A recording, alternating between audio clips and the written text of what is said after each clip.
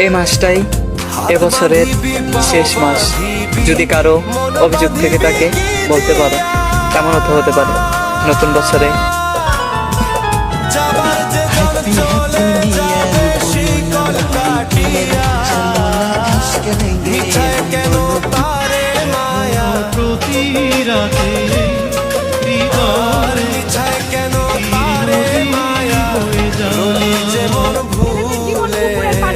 সবাই প্রয়োজনে ব্যবহার করে কিন্তু কেউ খায় না।